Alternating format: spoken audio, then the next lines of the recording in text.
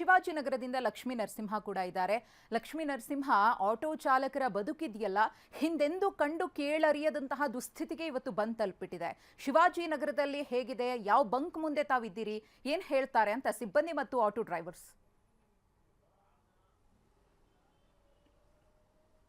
ಬೆಂಗಳೂರಿನಲ್ಲಿ ಕೆಲವು auto gas ಬಂಕ್ಗಳಷ್ಟೇ ಉಳಿದಿರ್ತಕ್ಕಂಥದ್ದು. ಹೀಗಾಗಿ ಎಲ್ಲೆಲ್ಲಿ ಈ ರೀತಿ ಓಪನ್ ಇದಾವೆ ಅಂತಕ್ಕಂಥ ಒಂದು ಎದುರುಸೆಯನ್ನು ಬಿಟ್ಕೊಂಡು ಆಟೋ ಚಾಲಕರು ಕ್ಯೂ ಗಟ್ಟಲೆ ನಿಲ್ತಕ್ಕಂಥದ್ದು ಸರ್ವೇ ಸಾಮಾನ್ಯ ಆಗಿದೆ.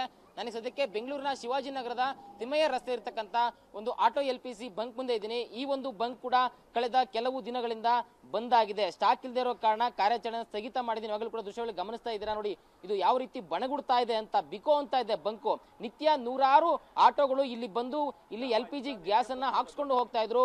ತುಂಬಾನೇ ಇದ್ರ ಮೇಲೆ ಡಿಪೆಂಡ್ ಆಗಿದ್ರು. ಬಟ್ ಈಗ ಇದನ್ನ ನಂಬಿಕೊಳ್ಳೋದೇ ಕಷ್ಟ ಆಗಿದೆ. ಯಾಕಂದ್ರೆ ಇದು ಮತ್ತೆ ಯಾವಾಗ ಓಪನ್ ಆಗುತ್ತೆ ಅಂತಕ್ಕಂಥ ಒಂದು ಕನಿಷ್ಠ ಮಾಹಿತಿ ಕೂಡ ಇರ್ತಕ್ಕಂಥ ಸಿಬ್ಬಂದಿಗೆ. ಯಾಕಂದ್ರೆ ಸಿಬ್ಬಂದಿ ಕೂಡ ಇಲ್ಲ ಇಲ್ಲಿ.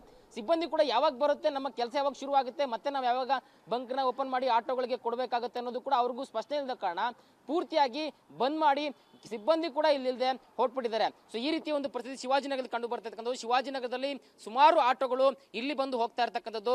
ಬಟ್ ಆದ್ರೆ ನಿರಾಸೆಯಿಂದ ಹೋಗ್ತಾ ಇದ್ದಾರೆ.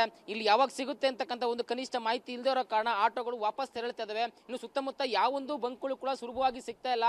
ಸಿಕ್ಕರು ಕೂಡ ಕ್ಯೂ ಗಟ್ಟಲೆ ನಿಲ್ಬೇಕು, ಸಿಗುತ್ತೆ ಅಂತಕ್ಕಂಥ ಒಂದು ಗ್ಯಾರಂಟಿ ಇಲ್ಲ. ಗಂಟೆಗಟ್ಟಲೆ ಕಾಯಬೇಕು, ಕೆಲಸ ಕಾರ್ಯಗಳನ್ನ ಬಿಡಬೇಕು. ಈ ರೀತಿಯಾದ ಪರಿಸ್ಥಿತಿ ಕಂಡು ಬರ್ತಾ ಇದೆ. ಶಿವಾಜಿನಗರದಲ್ಲೂ ಕೂಡ ಇದೇ ಒಂದು ಪರಿಸ್ಥಿತಿ.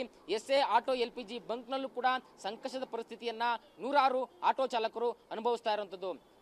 ಹಾಗೆ ಸಂಪರ್ಕದಲ್ಲಿರಿ ಲಕ್ಷ್ಮೀ ನರಸಿಂಹ.